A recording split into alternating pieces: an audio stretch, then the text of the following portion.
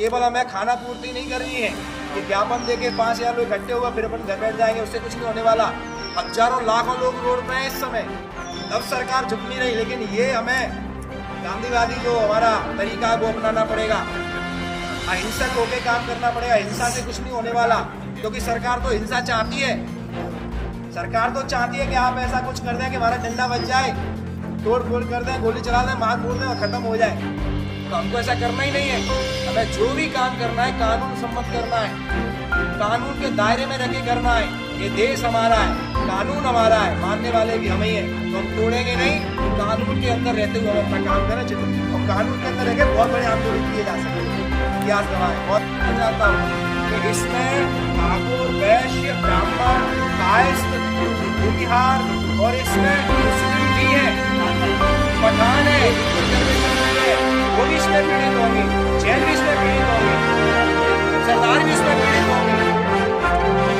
तो ये लोग भी हमारे आंदोलन को आगे बढ़ाएंगे तो भी अच्छा आप सबके विरुद्ध है। बस मैं तो इतना कहना चाहता हूँ, डिटेल की बात हम बाद में करेंगे, कि सिर्फ हमें ये समझना है कि यूजीसी जो एक्ट आया है उसमें आपको पता है 3 बार अमेंडमेंट हुआ है, उसके बाद फाइनल हुआ है। पहले जब ये बना था तब इसमें ये था कि जो शिकायत करता है अगर वो झूठा है तो उस पर कार्रवाई होगी, ये था। और जब पहली बार ये पास हुआ तो बस ओबीसी एडिट नहीं था। 2012 के बाद की बात कर रहा हूँ, इस करंट की बात कर रहा हूँ मैं, 2026 की, इसी बिल की बात कर रहा हूँ मैं। लेकिन बाद में जब एक कमेटी बनी जिसके चेयर देवजा सिंह कर रहे थे और जिसमें हमारे 13 लोग सोन समाज से थे, उन्होंने इसको ऐड किया है।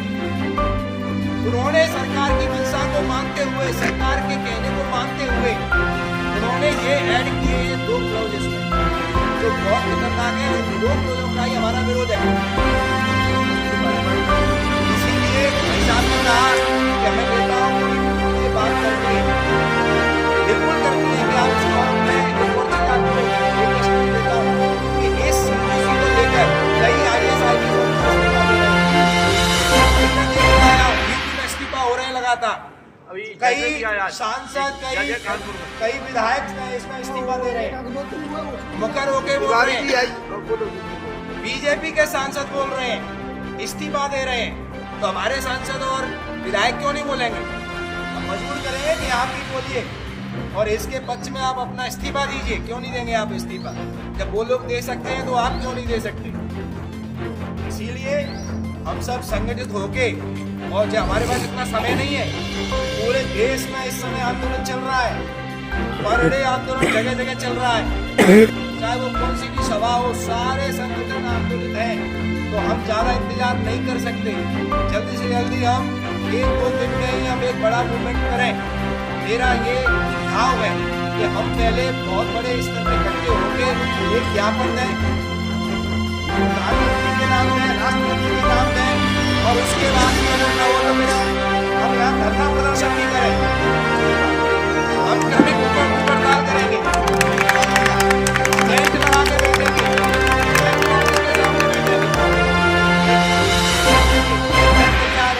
हड़ताल में बैठने के लिए सब लोग बारी बारी से बैठेंगे। क्रमिक केवल छात्र प्रभावित नहीं होंगे, बल्कि जो हमारे भाई संस्थान संचालित कर रहे हैं, कॉलेज चला रहे हैं, यूनिवर्सिटी चला रहे हैं, वो भी इससे पीड़ित होंगे। तो ये सवर्ण समाज को समाप्त करने की एक उचित चाल है सरकार की, और इस चाल को हमें समझना होगा। और इसमें जैसे भी कोई भाई कह रहे थे कि ये अफवाही फैलाई जा रही है कि आप ये अपील कर सकते हैं, कोई अपील का प्रावधान नहीं है।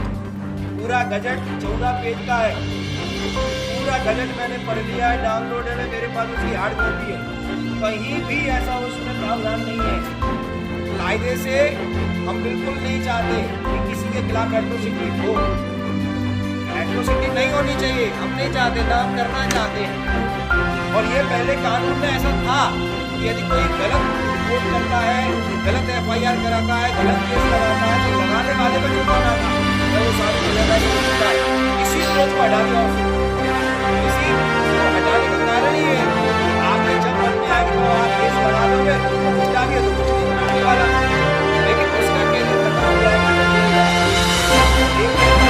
तो उसका पूरा परिवार उससे पीड़ित होता है।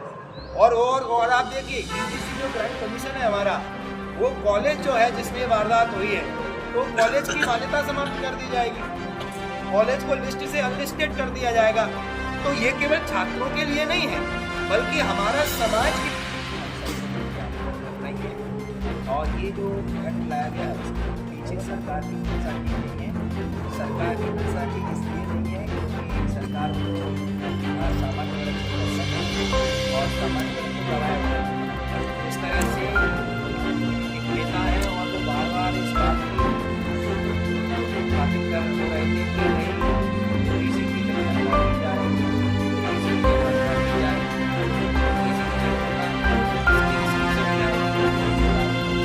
ये जो चल रहा है वर्तमान सरकार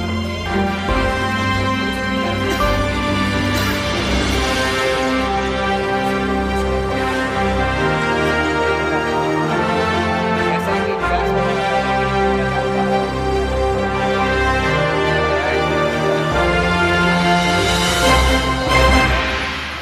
और उस पर जांच में सुप्रीम कोर्ट ने सिर्फ इतना कहा था सरकार से कि भाई जो कानून चल रहा है उसको थोड़ा सा सख्त बनाया जाए, यानी अच्छे से कानून को फॉलो किया जाए जिससे घटना ना हो।